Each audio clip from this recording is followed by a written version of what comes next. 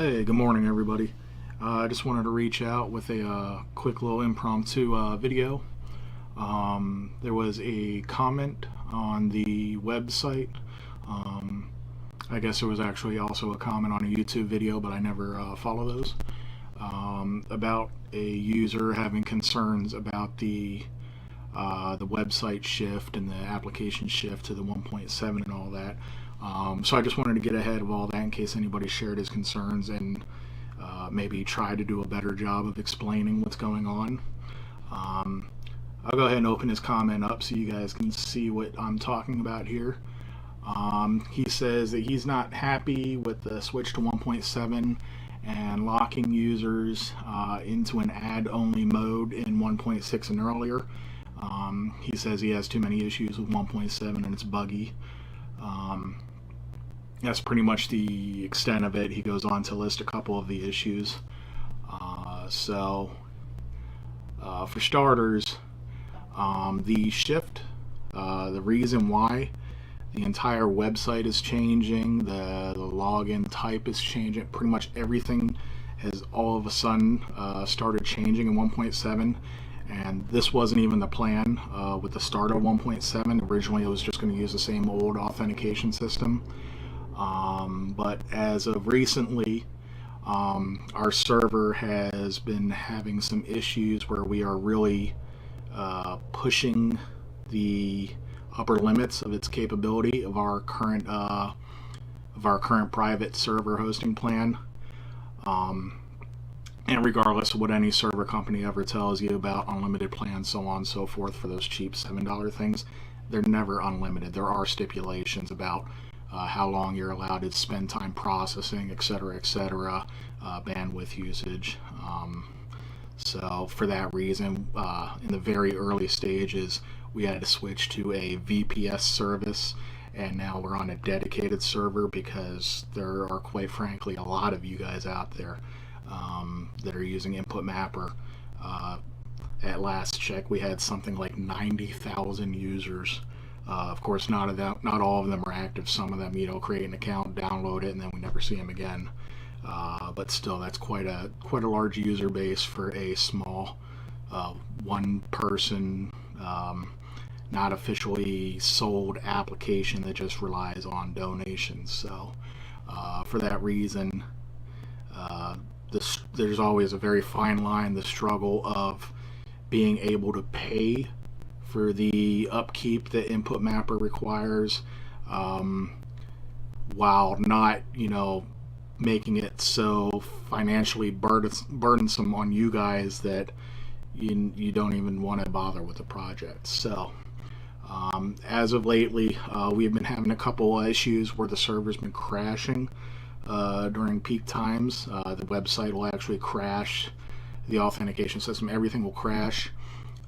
Because the services on the server are actually too demanding, running too long, and the watcher on the server actually shuts them down thinking they're hung, and that shutdown causes a ripple effect across the server. From a standpoint of the server itself, it's not the best designed server, and I've been dealing with them about how they manage high usage and why they aren't just blocking requests at a certain point instead of shutting down services. But that's a separate point. We still do have to address the fact that we do have so many requests. So this is last month's usage here, and you can see we have most of the things you would normally see on a website are HTML usage, blah blah blah. The file download doesn't get counted here at all because we have a special CDN that distributes the file. So thankfully that doesn't go against our bandwidth or anything. But that other, the 28% there, that solid blue pie graph that takes up more than 25% of our resources, is the communication that the application is using.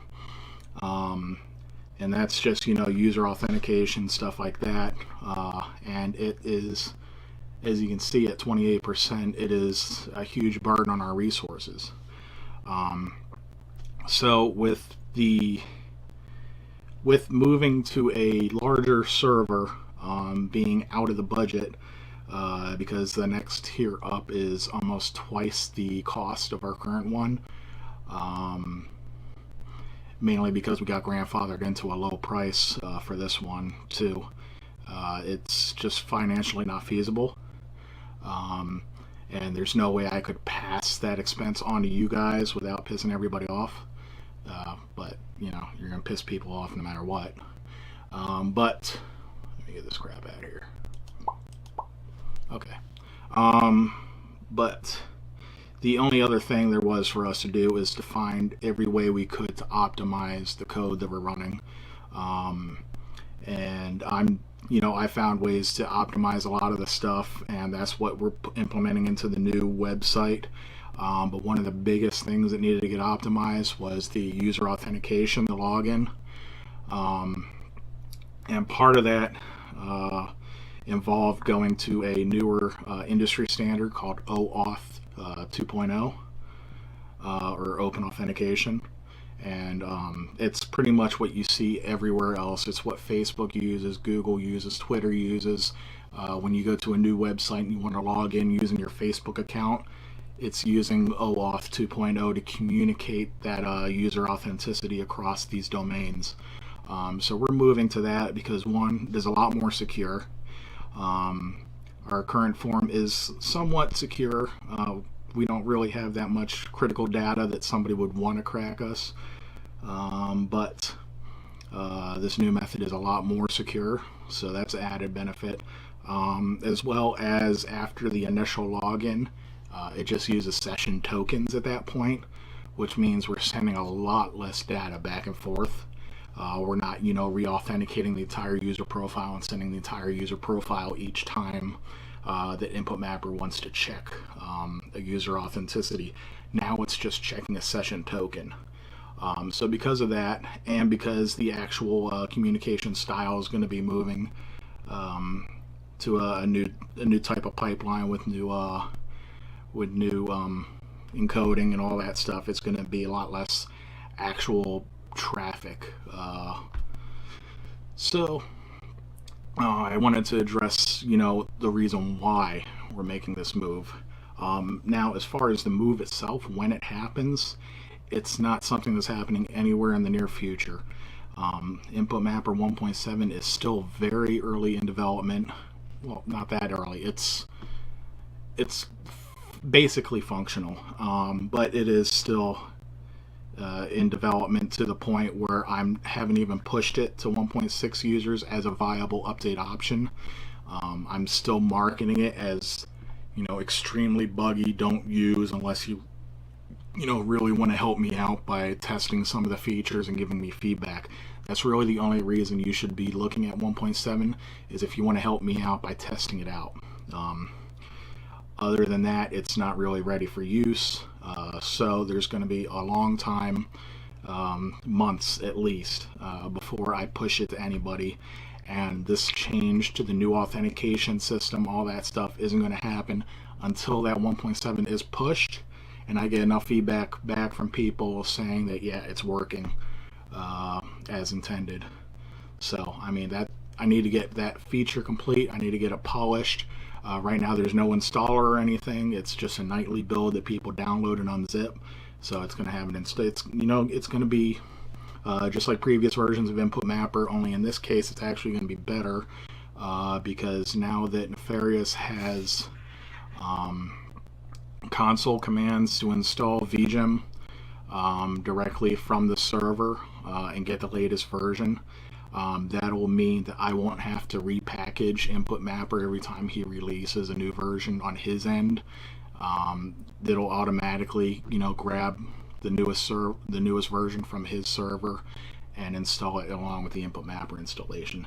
So it's actually going to work a lot better once I get to the point where I start doing that installer. So it's not something that's happening anytime soon. So you guys don't have to worry about it yet. I just did want to get that beta website up as soon as possible because the 1.7 that people are going to be downloading for the nightly build, the next release I push of that, it is going to be tied into the new site. So I want people, that are beta testing to be able to beta test the entire thing, including the communication with the website, making sure the two-factor authentication, all that stuff is working. So it's a complete package, but it's running in parallel of 1.6 right now, which is still going to continue to run just as expected right now. It's just that when we do decide that InputMapper 1.7 is stable, it has all the features plus some, and that it's working smooth, the installer, everything, all that stuff is working. When we do make that switch, we're not shutting off 1.6, it just won't work anymore, because it's going to be the communication is going to be trying to authenticate with the server in a way that just doesn't exist anymore.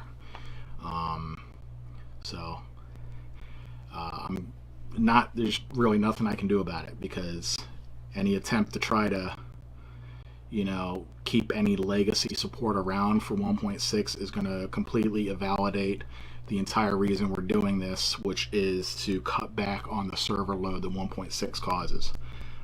So that's it. I know it's maybe a little bit more technical of an explanation than you guys wanted or needed, but